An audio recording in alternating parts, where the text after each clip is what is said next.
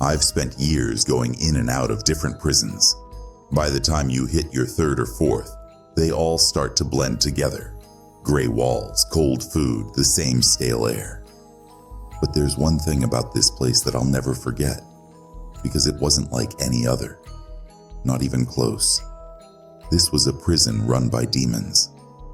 It all started when a guard told me I was being transferred. I'd been at my current prison for years. Springfield Correctional Center was no paradise. Cold, filthy, and filled with some of the worst people you could ever meet. But it was predictable.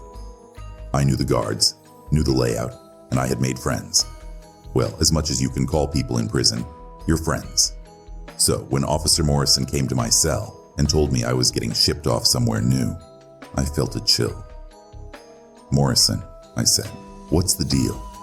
Why am I being transferred?" Morrison just shrugged, his eyes looking past me like I wasn't even there. "Don't know. Just following orders, McKay. Pack your stuff." It didn't sit right with me. Transfers don't just happen out of the blue like that, especially not without warning. But what choice did I have? I grabbed my few belongings, some clothes, a toothbrush, a Bible, and an old radio that barely picked up any stations. Everything fit into one trash bag. It was a little depressing, seeing my whole life stuffed into something meant for garbage. When the bus arrived that evening, I wasn't the only one getting moved. 2 other guys were with me. One of them was Timmy, a guy I'd seen around but never really talked to. He was a big, bald dude who always looked angry, like he had a permanent grudge against the world. The other was a skinny guy I didn't recognize, but he had that kind of look that screamed trouble. Twitchy, eyes darting around like he was constantly checking for exits. We were loaded onto a beat-up bus, and that's when I noticed something strange. There were no other prisoners, just us 3. Even the guard, Officer Shea, seemed a little off. He was sweating buckets, and I could hear him wheezing like he'd just run a marathon, even though all he'd done was walk a few feet. The bus ride felt endless. We drove for hours through empty roads, past thick forests and hills, with no sign of life. No houses, no cars, just miles of trees closing in on all sides. That's when it hit me. We weren't heading to any normal prison. We were heading somewhere else. "Yo, Shay," Timmy called out from the back. "Where the hell are we going?" Shay didn't answer right away. He just kept looking out the window, his fingers gripping the wheel so tight, his knuckles turned white. Finally, he muttered, "New facility, experimental. They needed a few volunteers." "Volunteers," I said. "We didn't sign up for anything." Shay didn't respond. He just kept driving, and that's when I started to feel something I hadn't felt in a long time. Fear. Real, gut-wrenching fear. I wasn't the only one who noticed it either. Timmy stopped asking questions. The twitchy guy just stared out the window, biting his nails. After what felt like forever, the bus finally stopped in front of tall gates, wrapped in razor wire. Behind them was an old, crumbling building, way older than any prison I'd ever seen. The place looked more like a fortress, made of dark stone with massive guard towers looming over it. The sky had turned a deep red as the sun set behind the hills, casting long shadows over the entrance. As the gates groaned open, I caught a glimpse of something strange, a sign hanging over the main door. It read, "North Hollow Penitentiary." But beneath that, in smaller letters, something else was scratched into the metal. "Hell's Waiting Room." I laughed nervously, thinking it was some sick joke, but then Shay turned to us, his face pale and sweaty. "Listen," he said, "when you get inside, there are rules. You follow the rules, or you don't make it out." "What do you mean rules?" I asked, feeling a knot tighten in my stomach. Shay didn't answer. He just got out of the bus, opened the door for us, and motioned for us to follow. My legs felt heavy as I stepped out onto the cracked pavement. There was a smell in the air, something rotten, something that made me want to turn around and run back into the bus. We were herded through the gates and into the building. The moment the doors shut behind us, I knew we weren't in any regular prison. The walls were lined with old stone, but there were no windows, no signs of life.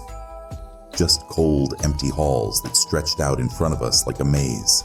And then, as we walked deeper into the prison, we saw it. A giant board hanging on the wall. After we read the rules, none of us said a word. Even Timmy, who had been cracking jokes earlier, just stood there staring at the list carved into the stone. There was something about those rules, something that made your stomach twist in a way that you couldn't explain. We were all thinking the same thing. What kind of prison needs rules like this? Shay stood behind us, shifting nervously from foot to foot. Look, just stick to the rules and you'll be fine. They've been, tested. Tested, I said, my voice coming out sharper than I intended. What the hell does that mean, Shay? He didn't answer. He just motioned for us to follow him down the hallway. The air in this place was heavy, like it was pressing down on us. The deeper we went, the colder it got. My breath started to fog up in front of me, even though it was supposed to be summer. Timmy rubbed his arms, his teeth chattering. "Why is it so damn cold in here?" he muttered, more to himself than anyone else. We passed row after row of cells, but something was off. No prisoners. The doors were all shut tight, and the silence was suffocating. In every prison I'd ever been in, there's always noise, yelling, banging, guards barking orders. But here, it was dead quiet. The kind of quiet that makes your skin crawl. Finally, we reached the cell block they were putting us in. The cells were old, the bars rusted, and there was a strange smell, like something damp and decaying, coming from somewhere deep in the prison. Shay opened the first cell, and I walked in without saying anything. The cold metal door clanged shut behind me, and for a moment, I just stood there, staring at the cracked walls. "You'll be fine," Shay said, his voice sounding less sure than before. "Remember the rules." He turned and left, locking Timmy and the other guy in cells next to mine. I stood there for a long time, just listening to the silence, trying to calm the unease rising in my chest. I kept thinking about the rules, especially Rule 2. When the red lights flash, hide. I didn't even know what that meant. Hide where? There was no place to hide in these cells, but it didn't matter, because I was about to find out. It must have been the middle of the night when it happened. I'd been lying on the hard metal bed, staring at the ceiling, trying to sleep, but failing miserably. Every sound echoed too loud in this place. Dripping water, the faint creak of metal, my own breathing. Then, out of nowhere, the lights went out. Total darkness swallowed the room, and for a second, I thought maybe it was just a power outage. That's when the emergency lights kicked in, and everything was bathed in a dim, pulsing red glow. The red lights. My heart pounded in my chest as the memory of the rules flashed in my head. When the red lights flash, hide. I sat up, my breath catching in my throat. There was nowhere to hide in this cell. The bars, the walls, everything was exposed. Panic started to rise in me, but before I could even process what was happening, I heard it. A soft shuffling noise. It was distant at first, but it was getting closer. Something was moving down the hall. I jumped up from the bed, pressing myself against the cold wall. My eyes darted around the room, searching for a place, any place to hide, but there was nothing. The cell was too small, too open. The sound of footsteps grew louder, heavier. My heart was racing now. Whatever was out there was coming closer. I could hear its breathing, low, rasping, like someone gasping for air. I backed up as far as I could, my back pressed against the corner of the cell. I didn't know what was coming, but I knew I didn't want it to find me. I glanced over at Timmy's cell. He was standing in the middle of it, frozen, his eyes wide with fear. He must have heard the same thing I did. I wanted to tell him to hide, but it was too late. The footsteps were right outside our block now. That's when I saw it. A figure, tall and hunched over, shuffled past the cells. It wasn't like any guard I'd ever seen. Its face was covered by some kind of mask, or maybe it didn't have a face at all. I couldn't tell in the red light. Its body moved unnaturally, like its bones were too long, bending at odd angles. I could hear its joints cracking with every step. It stopped right in front of Timmy's cell. Timmy didn't move. He didn't breathe. He just stood there, staring at the thing, his whole body trembling. I wanted to scream at him, to tell him to get out of sight, but my voice was caught in my throat. The thing stood there for what felt like hours, just breathing. I could hear its slow, wet breaths, like each inhale was a struggle. Then slowly, it lifted one arm, long, bony fingers with claws that scraped against the bars. It was looking for something. Suddenly, it reached through the bars, its hand grabbing at the air. Timmy stumbled backward, his foot hitting the metal bed frame. The sound echoed through the block, and in that instant, the thing let out a low, guttural growl. It slammed its hand against the bars with such force that the metal rattled. I pressed myself harder against the wall, trying to disappear. My heart was pounding so loud, I was sure it would hear me. But then, as quickly as it had started, the thing turned away. It shuffled down the hall, disappearing into the darkness. I didn't move. I didn't even breathe until the red lights finally flickered off and the normal lights came back on. The silence returned, but it wasn't comforting. It was the kind of silence that told me this was far from over. Timmy collapsed onto his bed, his face pale and drenched in sweat. He looked over at me through the bars, his eyes wide and terrified. "What the hell was that?" he whispered. I didn't know how to answer him, but one thing was clear. The rules weren't just a joke, they were real. And if we wanted to survive this place, we had to follow them, to the letter. I didn't sleep that night. After whatever that thing was walked past our cells, my mind wouldn't stop racing. Every creak of the floor, every gust of air that slipped through the cracks in the walls, sent my heart pounding. The rules were real. I didn't know what kind of place this was, but I knew it wasn't something I was going to survive without keeping my guard up. By morning, Timmy still looked pale. We hadn't spoken much after the lights came back on, and the third guy, the one who'd been transferred with us, hadn't made a sound all night. I didn't blame him. There was something about this prison that turned even the toughest guys into scared little kids. Shay showed up right after breakfast. The trays they brought us were filled with the same slop I'd seen in other prisons, but I wasn't hungry. None of us were. As soon as Shay unlocked the cell doors, I stepped out, stretching my stiff legs. "Time to get to work," Shay muttered, avoiding eye contact. He still had that nervous look in his eyes, like he knew something, but couldn't say it out loud. "Work?" I asked. "You didn't say anything about that." Shay just grunted and nodded toward the far end of the cell block. "New prison, new rules. You gotta earn your keep." Timmy followed behind me as we walked down the long, dimly lit corridor. The third guy, his name was Aaron, I finally learned, stayed close, but didn't talk. As we reached the work area, I saw what Shay was talking about. A group of prisoners was there already, pushing around rusted old brooms and hauling bags of something that smelled rotten. It wasn't a typical work crew. These guys moved slow, their eyes hollow, like they'd been here a lot longer than we had. "Just clean," Shay said, his voice flat. "Don't ask questions."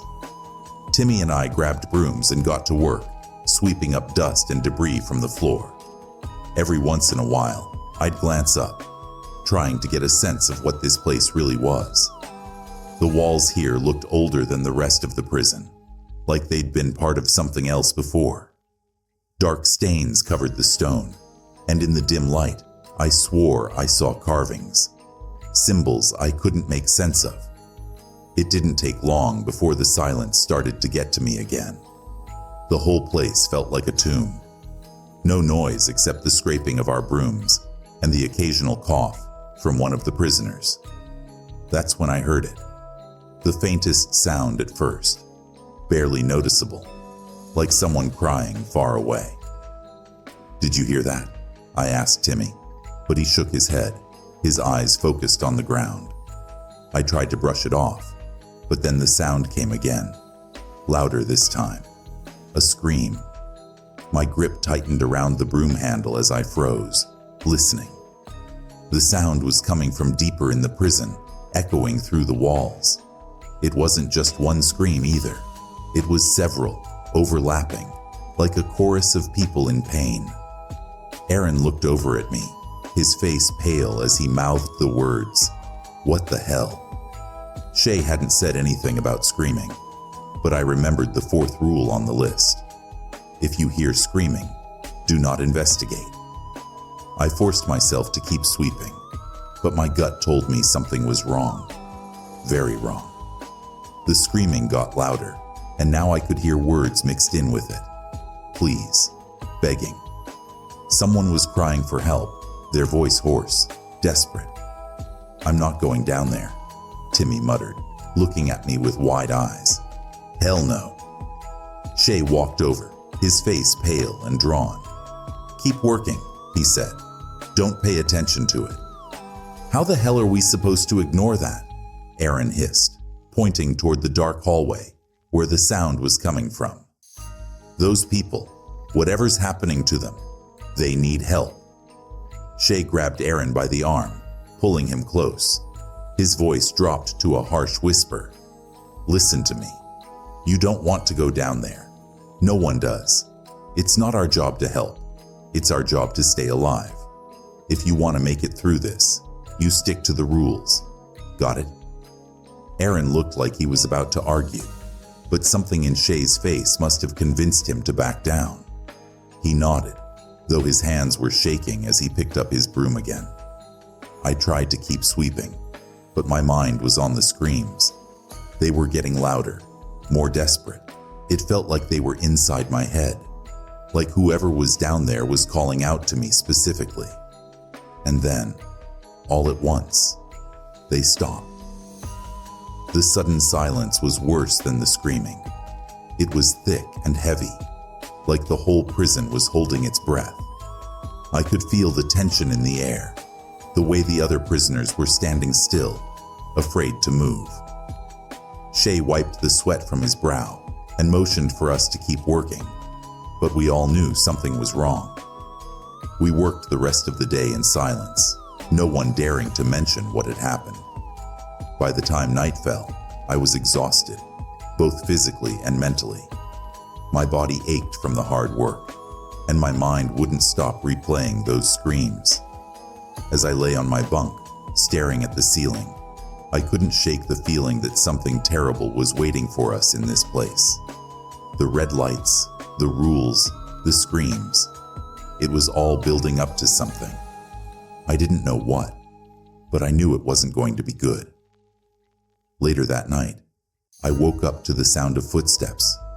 At first, I thought it was just one of the guards doing their rounds, but then I noticed something off. The footsteps were slow, too slow, like someone was dragging their feet. I sat up, my heart pounding in my chest. The corridor outside my cell was dark, but I could hear the sound getting closer. Slowly, cautiously, I moved to the edge of the bed, peering through the bars. That's when I saw it. A shadow moved at the far end of the hallway, a figure barely visible in the faint moonlight filtering through a small barred window. It wasn't a guard. It was something else, something taller, its limbs too long for its body, its head tilted at an unnatural angle. It was heading toward Aaron's cell. I opened my mouth to call out, to warn him, but the words wouldn't come. I just stood there, frozen, watching as the thing reached Aaron's cell. It stopped right in front of his door, its long fingers curling around the bars. Aaron woke up, his eyes going wide with terror. He scrambled backward on his bed, his back pressed against the wall. The thing didn't move. It just stood there, breathing, its raspy breath echoing through the corridor. Then, in a voice that sounded like nails scraping on metal, it whispered one word: "Run." Aaron froze. His eyes were locked on the figure standing outside his cell, its bony fingers gripping the bars. The word it had whispered, "Run," hung in the air like a curse, echoing in the back of my mind.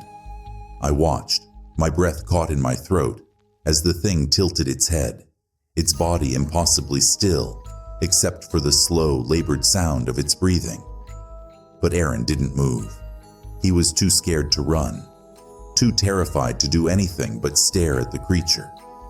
I wanted to yell at him, to tell him to do what it said, but my voice was stuck. I was paralyzed by the fear of drawing attention to myself, afraid that if I made a sound, that thing would turn its empty gaze toward me instead. The thing's long fingers curled tighter around the bars, and then it spoke again. This time, its voice was louder, more insistent. "Run." Aaron finally snapped out of it. With a sudden burst of energy, he leapt from his bed and bolted toward the cell door, his eyes wide with panic. He grabbed the bars, shaking them violently, trying to force the door open, but it wouldn't budge. That's when the red lights came on. The whole block was flooded with that eerie red glow, pulsing like a heartbeat. My stomach dropped. The red lights. Hide. I jumped off my bed, frantically looking for anywhere to hide in the small cell. There wasn't much. A metal bed frame bolted to the floor, a rusty toilet in the corner. But I knew from last night that staying in the open wasn't an option. I crawled under the bed, pressing myself against the cold floor as tightly as I could. I could hear Aaron still struggling with the bars, his voice rising in panic. No, please, let me out, please." And then, the thing moved. Its long skeletal arms slipped through the bars, its fingers stretching toward Aaron. He screamed, backing away, but there was nowhere for him to go. The cell was too small, too confining. The creature's hand reached further in, its claws brushing against his chest. Aaron stumbled backward, hitting the wall hard. His eyes were wide with terror as he slid down the wall, his breath coming in short, panicked bursts. I couldn't do anything but watch. The thing's other arm slipped through the bars, its fingers curling around Aaron's leg. It pulled him forward, dragging him toward the cell door, its strength unnatural, inhuman. Aaron's screams filled the block, but the sound was muffled by the red lights, like the whole world had been swallowed by a thick, suffocating fog. I squeezed my eyes shut, pressing my hands over my ears, trying to block out the sound. I didn't want to see what was happening. I didn't want to hear it. But even with my eyes closed, I could feel it. The suffocating presence of that thing, the weight of its gaze, the cold air shifting in the room as it moved. Aaron's screams suddenly cut off, replaced by a horrible wet gurgling noise. When I finally opened my eyes, the thing was gone. The red lights flickered off, leaving only the dim glow of the emergency bulbs above. I crawled out from under the bed, my legs trembling, my heart racing so hard it felt like it might explode. Aaron's cell was empty. He was gone. I staggered to the front of my cell, my hands gripping the bars as I stared down the hallway. Timmy's face was pale, his eyes wide with shock.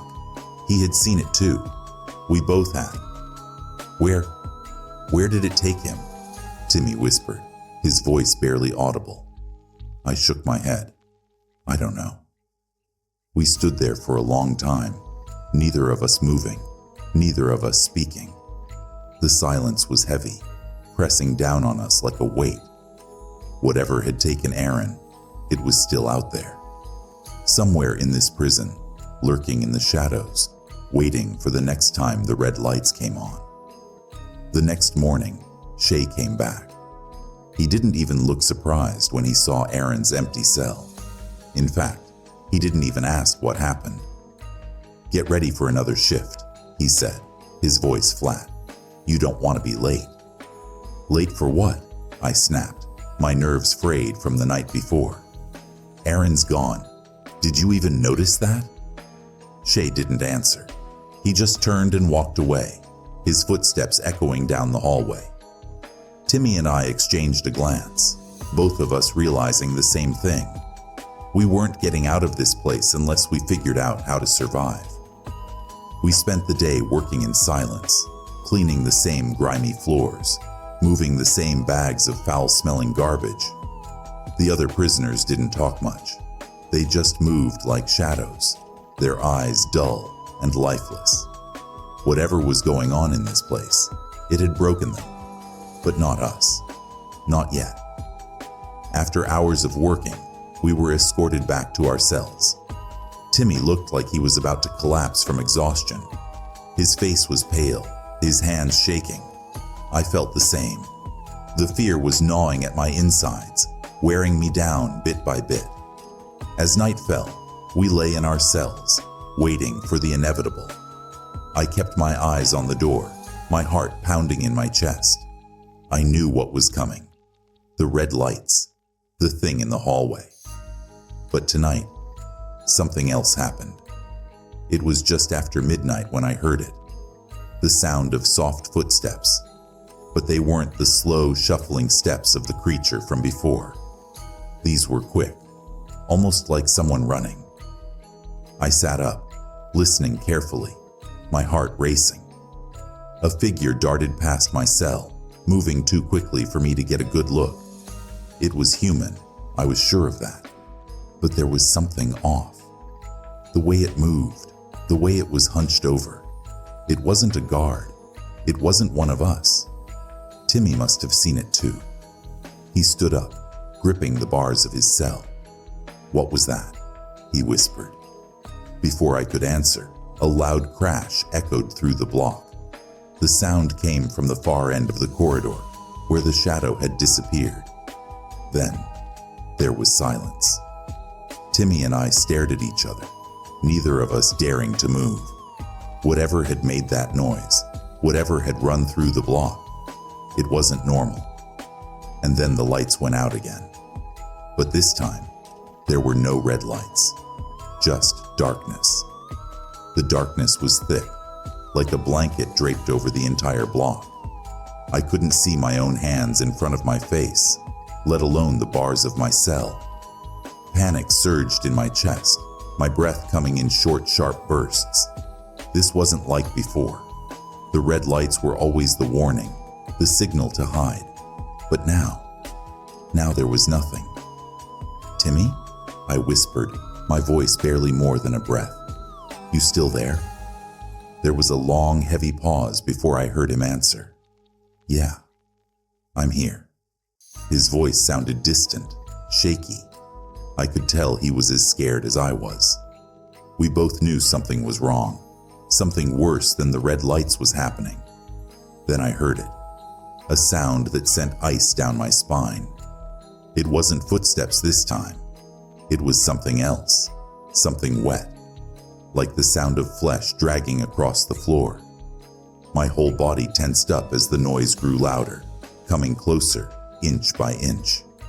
Whatever it was moving through the hallway, slow and deliberate. I could feel it getting nearer, the air growing colder with every second. I'm not sticking around for this, Timmy said, his voice trembling. I heard him start rattling the bars of his cell, trying to force the door open. I'm not waiting for whatever that is to come get me. Timmy, don't, I hissed. But it was too late. I heard the crash of metal as Timmy kicked at his cell door. The noise echoed through the block, bouncing off the walls like a siren. And then the dragging stopped. The silence that followed was suffocating, heavier than before. It was like the entire prison was holding its breath, waiting. I held mine too, listening, trying to figure out what was about to happen. That's when the voice came. It was soft at first, barely more than a whisper, but it cut through the silence like a knife. You broke the rules. My heart nearly stopped. The voice was cold, inhuman, but it was coming from right outside Timmy's cell. I could hear him breathing fast, the panic rising in his chest as the voice repeated itself, louder this time. You broke the rules. Please. No.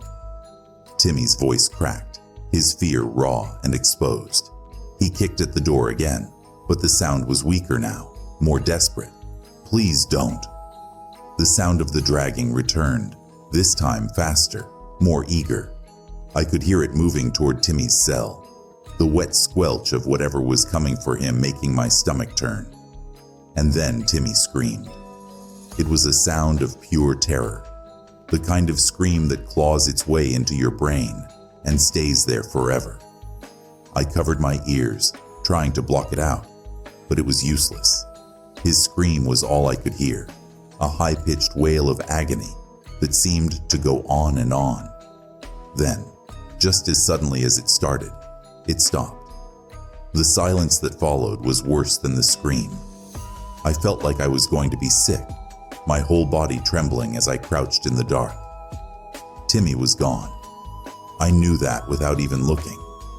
Whatever had taken him, whatever had broken him, it was over. I was alone.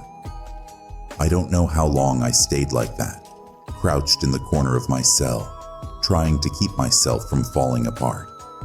The air was thick, the darkness pressing in on me like it was alive, but I didn't dare move. I kept thinking about the rules, about the one rule that had saved me. Hide when the red lights come on. But now there were no lights, no rules, only darkness and the things that hunted in it.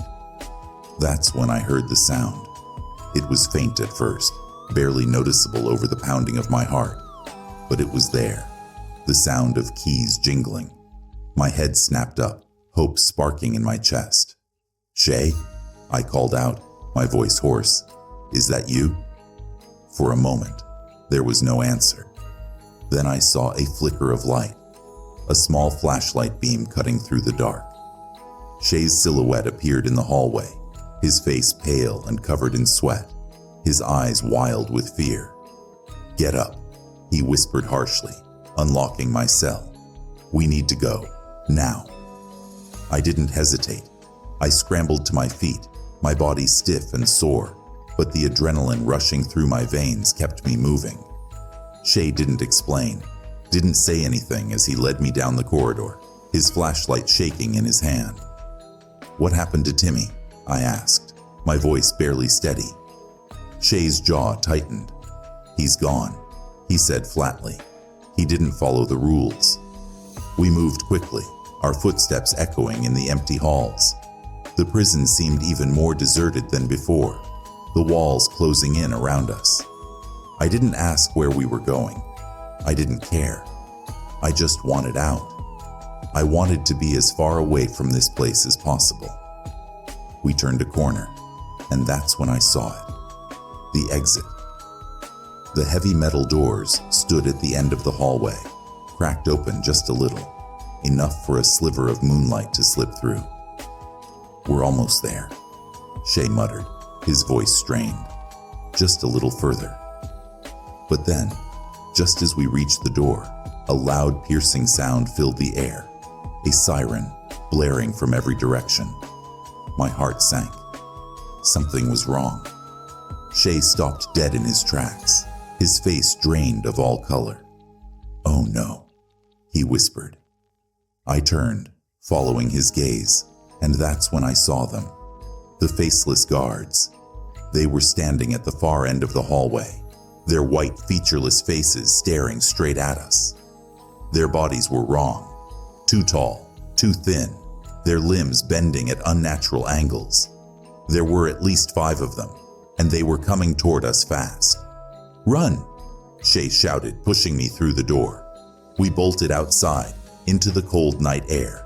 My lungs burned as I ran, the sound of footsteps behind me growing louder, faster. I didn't dare look back. I just kept running, my legs screaming in protest, my heart pounding in my chest. We reached the outer gates, the tall fences lined with razor wire. Shay fumbled with his keys, his hands shaking as he tried to unlock the gate. "Hurry!" I yelled, glancing over my shoulder. The guards were getting closer, their faceless heads turning side to side as they moved, their bodies jerking like puppets on strings. Finally, the gate clicked open. We burst through it, slamming it shut behind us, the heavy clang echoing in the night. For a moment, we just stood there, gasping for breath, staring at the prison in the distance. The faceless guards had stopped at the gate, their bodies frozen in place, watching us through the bars.